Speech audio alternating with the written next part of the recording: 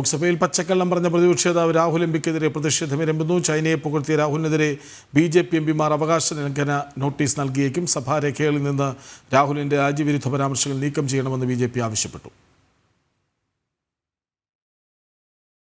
The fact of the matter is that China has an industrial system that is far stronger, far bigger than our industrial system, and that is why they have the guts to come inside this country.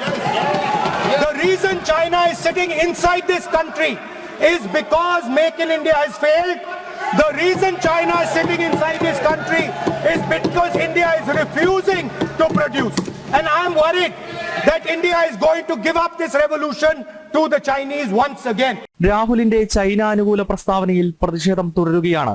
45 minute രാഹുലിന്റെ പ്രസംഗത്തിൽ 34 തവണ ചൈനയെന്ന് ആവർത്തിച്ചതായി BJP. IT cell മേധാവി അമിത് മാളവിയ പ്രതികരിച്ചു. ചൈനയുടെ വക്താവിനേക്കാൾ വലിയ China സ്നേഹമാണ് രാഹുലിനെന്നും അമിത് മാളവിയ എക്സിൽ കുറിച്ചു.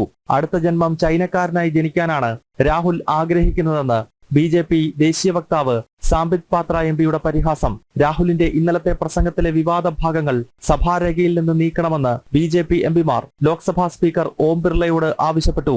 ഭാരത സർക്കാരിന്റെ മേക്ക് ഇൻ ഇന്ത്യ പരാജയമെന്ന് ലോക്സഭയിൽ പറഞ്ഞ രാഹുൽ പിന്നീട് ചൈനയെ വാനോളം പുകഴ്ത്തുകയായിരുന്നു. രാഷ്ട്രപതിയുടെ നയപ്രഖ്യാപന പ്രസംഗത്തിന് മേലുള്ള നന്ദി പ്രമേയ ചർച്ചയിൽ സംസാരിക്കവെയാണ് പ്രതിപക്ഷ നേതാവ് വിവാദ പ്രസംഗം നടത്തിയത്. ജനം, ഡൽഹി.